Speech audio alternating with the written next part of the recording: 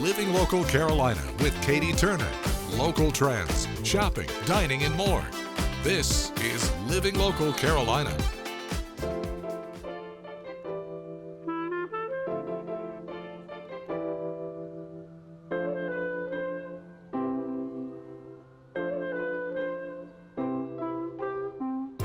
So I want to welcome you guys to Conway Glass today, and this morning we're going to share everything that we can about Conway Glass with you. And right now we are in my studio, the stained glass studio, where I build, design, cut and fabricate stained glass windows. So the project that you see here in front of me and in front of you, this is phase 2 for Drunken Jack's down in Murrells Inlet. So what we are to the point now where we need to add our reinforcing bars. So our reinforcing bar stabilizes the window because they have a lot of traffic there at Drunken Jack's, and there's always children going to push on it and everything. So these bars run vertically. This is a steel bar. Okay, and it has been dipped in tin. And because it's been dipped in tin, that's why that we can use our solder. Now I have to get the bar ready because the bar attaches to the solder joints along the window, and that's what keeps the window very rigid. So we start out with just a little bit of flux, or it's an acid, and we place it on the steel, and then you'll hear a little bit of a tsh. Hear that? And then we hold it there and let the steel get hot, and then we pick straight up, just like that, straight up. But because these lines, they run like this and then one runs like this, when you get this in the light, Katie, it moves. It's so cool. The water actually moves when you get it in the light. We have a lot of fun. Barbara and I have a lot of fun. We find ourselves almost enjoying ourselves too much. I can see why, because though. this is how we make our living. Yeah. And I was taught to do stained glass 44 years ago when I worked for another man. And rather than being laid off for the winter, I went to work with his wife who did stained glass windows for the company. And then I really found my joy was designing and fabricating stained glass window and making people cry. That's a good thing to have on your resume. I've done my job. You've done your job. And I love that you guys, after all these years, are able to share your knowledge with so many people who have never thought that they could do stained glass. Right. You teach workshops, you have all these videos on social media for free that it's just out there if you want to learn. Right, and we have our classroom. Probably our most popular class for the novice is our make and take class. The make and take class, I cut all the glass for you. Your piece, it's ready for you when you get here. And then I teach you in 4 hours the fabrication process. And wow. You leave with a piece of sun catcher. Well, for someone watching right now that either wants to come take a class with you guys, wants to come by and shop all the gorgeous pieces you have here, where are you located and where can people find your website? So we are at 708 12th Avenue in Conway. You can get a hold of us or go to our website to register for a class at conwayglass.com. We also, social media. We have our social media. You have to check it out. And you need to check out. We have over 1,000 videos, 31,000 subscribers. And on our YouTube channel, which is Arty, ARTYRV, Glass Studio, can go there and actually learn how to do stained glass by watching our videos.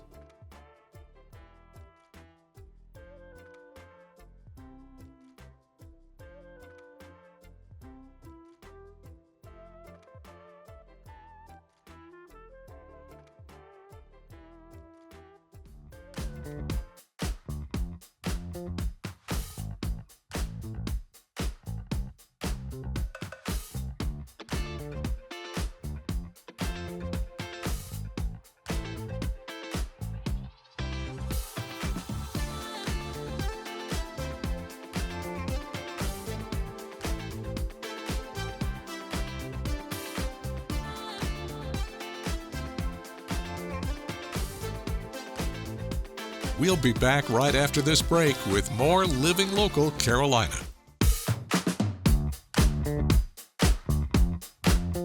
This story is sponsored by SC Needs Help.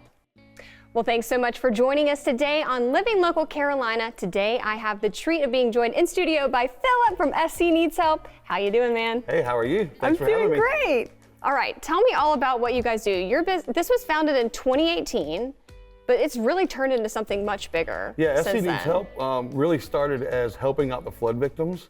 In the big floods of 2018, we started off with a warehouse and just getting gear for people and equipment and food and non-perishable items that they needed, and it's morphed into something much bigger than that. And now we're just trying to help people year-round, not just when there is a big event.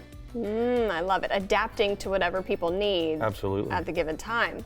So what's on the docket? In March, it's a great event, raises most of the money for the year. Our president, Andy Kemp, just does a really good job at it. He's a barbecue connoisseur, and so he kind of created the event, and we started out raising money for people in need, and now we use this event to fund our entire year. So give me kind of an idea of what you guys do with the funds that you receive. Well, just in the past year, we've adopted 50 kids from the Angel Tree program. So we're going to take care of 50 kids for Christmas 2023. And we have sent a family to Disney. Their father passed away unexpectedly. We sent the family to Disney. We purchased a vehicle for somebody that was in need out in Conway. So we just, whatever we can do to help, there's little things that you can do to help people to change their lives drastically. And as a community, we're able to do that as a team. What has been the most memorable moment for you? I think for me, the first smoke out at the boathouse was for Andre Pope. And Andre was diagnosed with cancer, and he was able to enjoy that event before unfortunately he passed away. But he was able to be there, shake people's hands, and see the event in action, which I think that is really, that's really important. Just a very special moment and a life-changing moment for me as well. I was going to say, if somebody's watching this right now and wants to help out, wants to get involved, how can they do that? Go on the web, scneedshelp.org. That will take you to a donations tab or a contact tab, and just send us a message, and we'd love for you to get involved.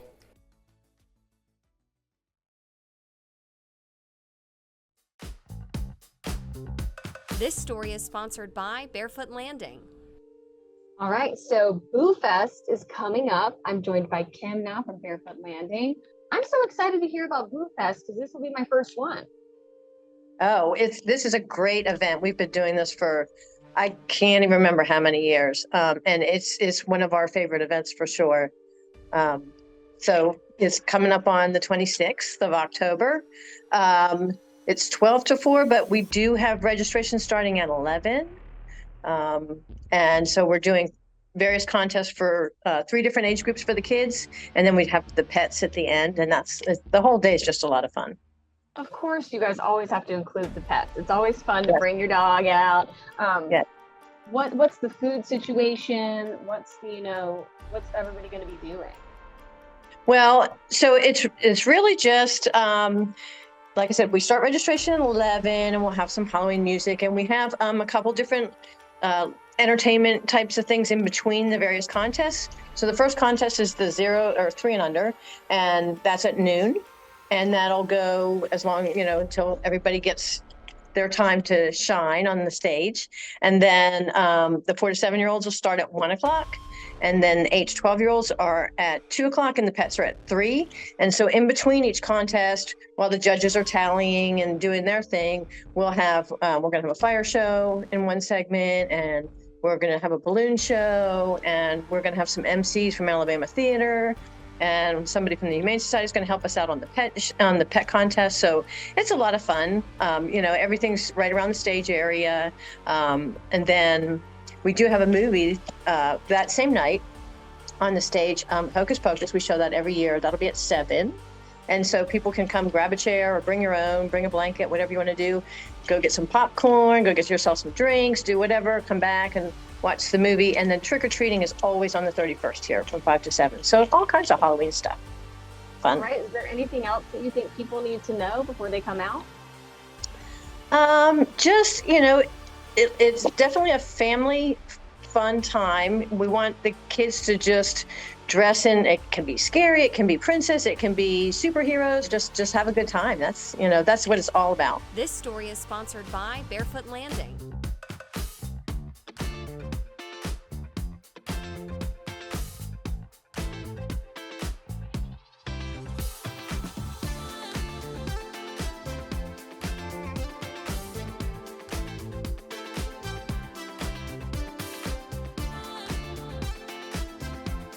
We'll be back right after this break with more Living Local Carolina.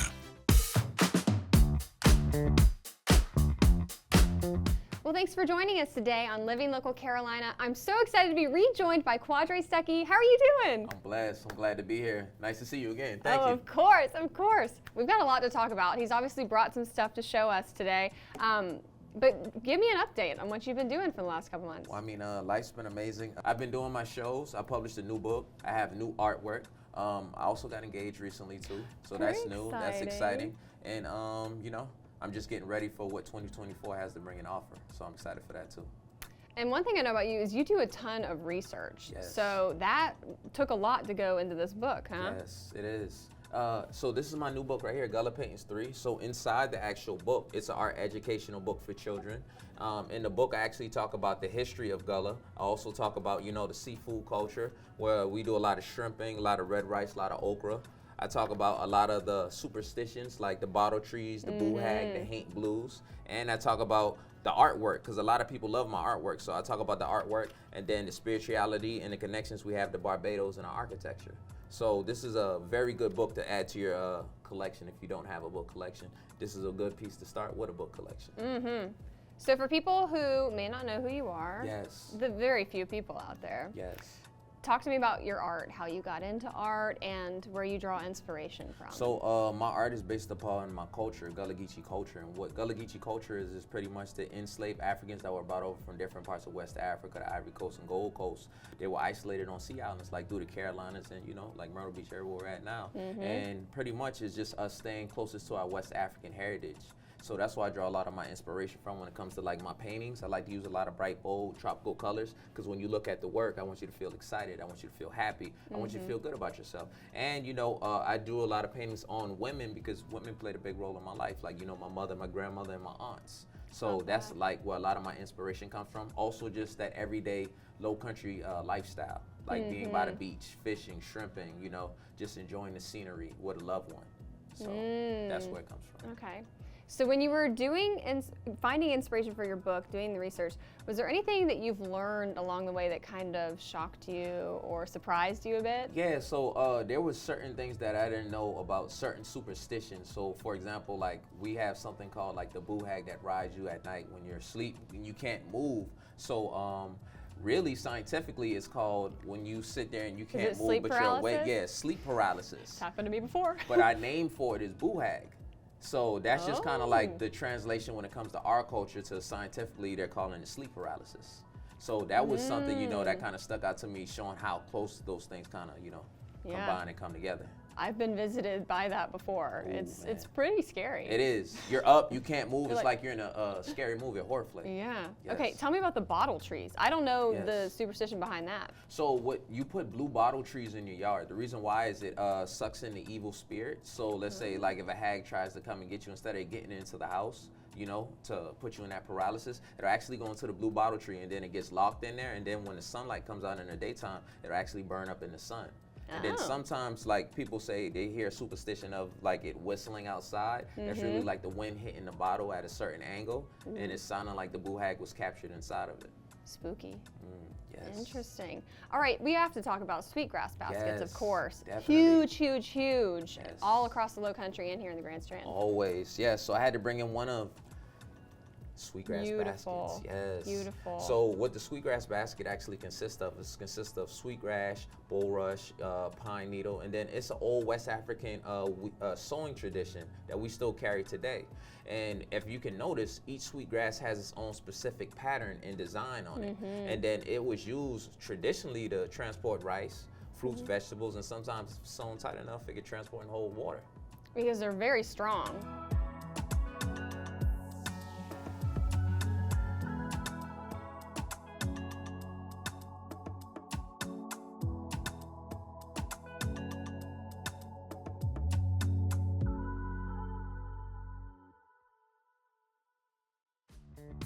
Don't forget to like our page on Facebook and follow us on Instagram and Twitter. How to use the QR code. Just open the camera app on your smartphone, iPad, or tablet. Point your device at the QR code so the QR code appears on your screen. Your device will recognize the QR code and show you a notification. Click that notification and you'll come to our website.